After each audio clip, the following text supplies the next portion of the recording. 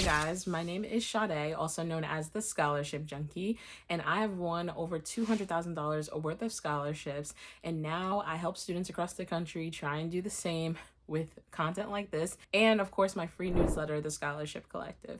So today, let's get into the one thing that I know for a fact led me to winning $200,000 worth of scholarships and helping other students like Denim, for example, who's on our Winner's Circle playlist, and you can watch that video after this, do the same thing. So first off, the thing I want to talk about is scholarship selection. It sounds really simple, like common sense, like, yeah, at the end of the day, what you really need to do is apply an actual strategy to the scholarships that you choose to apply to. Because scholarships take a lot of time and energy if you let it. And if you can put yourself in a position to niche down and only apply to the scholarships you actually have a good chance of winning, that's what takes you from I'm applying to scholarships to I'm selecting scholarships I have the best chance of winning. And I have a rule of 3 that I apply to the situation when I'm thinking about what are the 3 things I need to see in order for me to choose to apply to one scholarship over the other. And this is also important for time management. You really need to think about the fact that there are hundreds, sometimes thousands of scholarships at one time due in any one given month or quarter. So that being said, you really have a lot to sift through, and it's not a strategy to just apply to as many as possible. That's not a strategy, applying to as many as possible, because at the end of the day, there's always going to be, if you took 100 scholarship sample, there's always going to be scholarships you should not have wasted the time applying to. And that could have been time you taking more time to, polish a different scholarship, or even, set yourself up for success for next month on your scholarships that are due next month. So a big factor in whether people apply for scholarships or not is your time. Time is, especially as a student or a parent helping their student, time is of the essence. And for a lot of people, it's almost like if you have so many scholarships to apply to, you may just sit still and do nothing.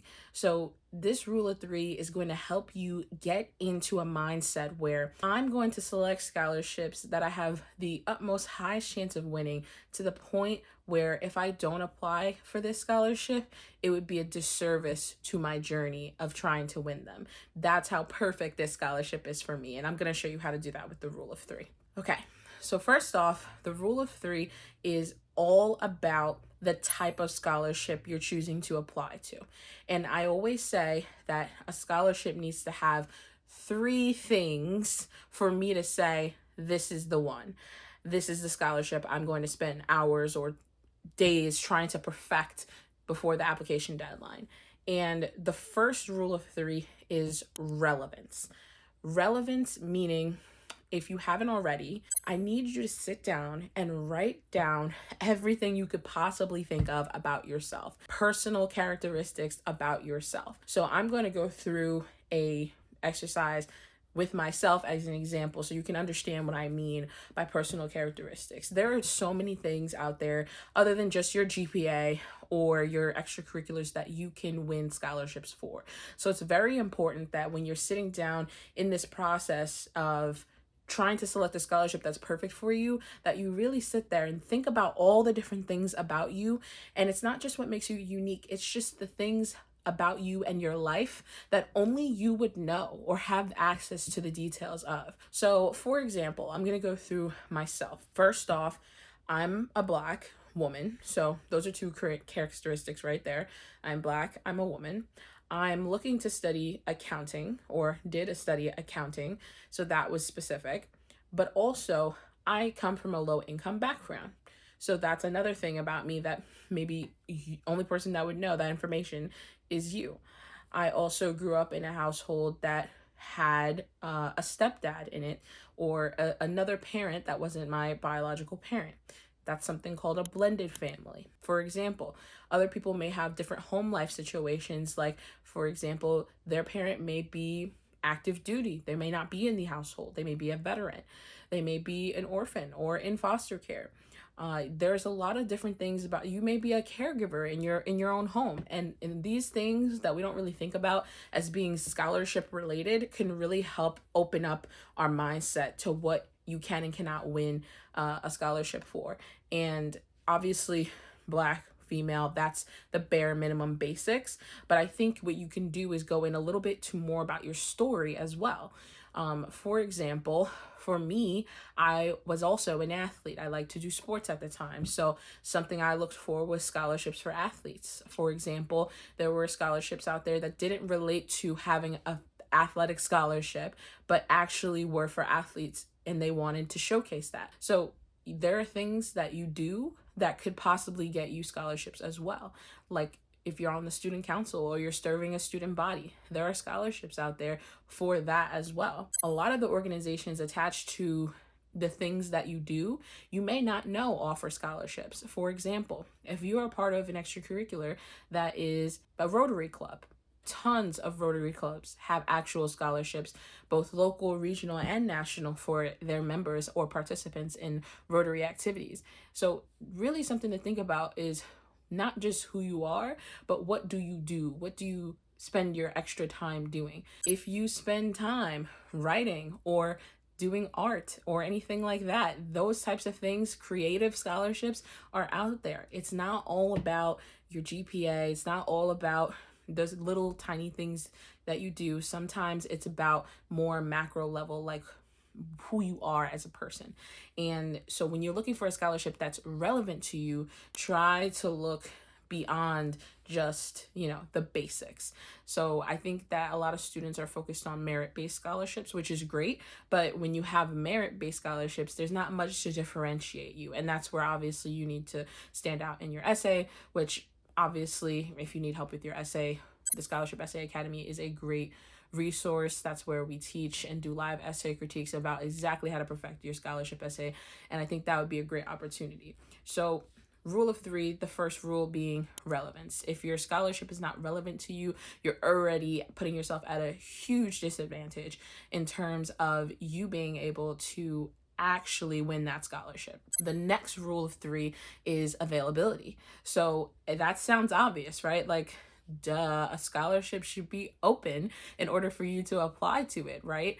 But more what the availability is leaning towards is how many awards are actually available, right? So if you have a scholarship that has thousands of students applying to it, or even hundreds of students applying to it, and there's only one winner, I'm going to go ahead and choose the scholarship that has 5 or 10 or 50 winners, even if it's less money, over the one that is maybe only have, let's just say, 1 winner or 2 winners. I think you should also take the time to look at if there are different availabilities and categories for a scholarship. And when I say categories, I'm talking about, is it broken out? Is there separate winners for high schoolers? Is there a separate winner for the same scholarship? Is there a separate winner for a high schooler versus an undergraduate student versus a graduate student? Because there's a lot of scholarships like that where you're not competing all together, but in separate divisions. So that's when I think about availability. It's the number of awards available in each category. That would help me decide, maybe I really should look into this other scholarship over this one because of the availability. Another point on availability is going to be, is the scholarship that you're applying to available year round? And when I say year round, that's something called a rolling scholarship. So scholarships that have a rolling deadline are literally just due every month. And you can apply to it every month for some of them. And some of them you apply once and you're considered every quarter or every month, whatever the rolling schedule is.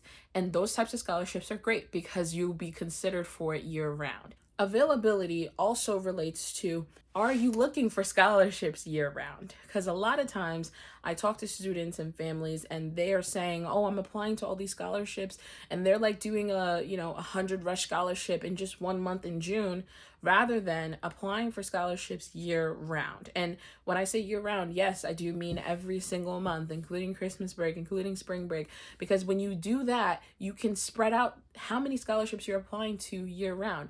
And guess what? If you have a scholarship that was perfect for you, but it was open in February and you weren't looking till June, you just missed out on a scholarship you could have won but you weren't looking. So availability, there's a lot of facets to it, and that's why it's in the rule of three, because it's that important. The last rule of three that I'm going to explain today is restriction. So restriction in terms of scholarships is your best friend. The more restricted a scholarship is, the better. Meaning, think about the scholarship in terms of who is restricted from applying to this scholarship. So for example, if there's a scholarship out there that's a state and local scholarship for only Texas students, that's a restricted scholarship. That scholarship is only open to students in Texas. So if you're from Texas, you love that. We love that. But if you're not from Texas, you're out of luck. Same thing with anything related to minority-based scholarships. If it's restricted to a certain race, or if it's restricted to a certain gender, that's something that you can also utilize to your advantage. And make sure that when you see something about diversity or minority or something, that you don't just discount yourself out because you don't think you're eligible. There are a lot of ways that people and organizations define the word diversity and define the word minority. Minority can just mean literally the minority in a specific field. So for example, something may say minority scholarship, but really just be a scholarship for women in a male-dominated field. Same thing with life circumstances. Maybe they're looking for a non-traditional student, so someone with a veteran's background, or someone who is going in for their second degree, something like that. That is also a restriction, and it is the minority because most people aren't in those specific scenarios. So before you count yourself out as not being diverse or not being a minority, make sure you read the scholarship applications, because I've seen plenty of scholarship applications that consider different things as being a minority or underrepresented group. So don't just count yourself out because of that. But if you can find something restricted that way, that's also perfect. The next thing you want to see in terms of restriction is deadline. If you see a deadline, for example, for a scholarship that has opened up in January 1st and it closes January 31st, that's a great opportunity for you, because that means the people who were not looking year round, those, not you guys because you're watching this video, but other people who are not looking at the deadlines year round, it's restricted to only people who have seen it in that 30-day time frame. And so that gives you a crazy advantage in terms of the fact that there's only 30 days to apply. Once it closes, it closes. And if you ever see a scholarship that's had an extended deadline, make sure that you apply to that one, because 9 times out of 10, if a company organization is extending a deadline, it's because they absolutely didn't get the number of applications they were looking for, which that's perfect for you. That may even mean they have more awards available than they have applicants, which is even more amazing. I've had a situation before where not enough students or people applied to a scholarship that I applied to, and I ended up getting an extra $500 on my scholarship because they still needed to disperse all the money. And that's amazing, because that means that nobody was really applying for that scholarship. And that's always a great feeling. When you're talking about restriction, there is a ton of different ways that you can view something as a restriction. And the biggest one that I mentioned earlier is state and local scholarships. So there's a ton of different ways that you can find state and local scholarships websites, and I go over that in another video. But an easy, quick way to just see a bunch of different state and local scholarships in one fell swoop is Scholarships Near Me.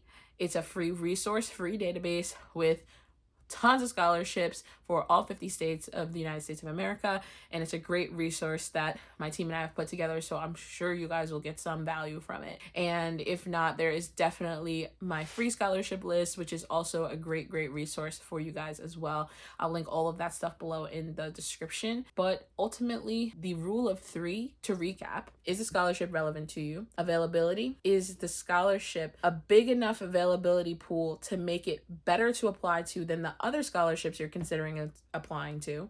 And then 3, does it have enough restrictions to really make you feel like you have a great chance at winning it.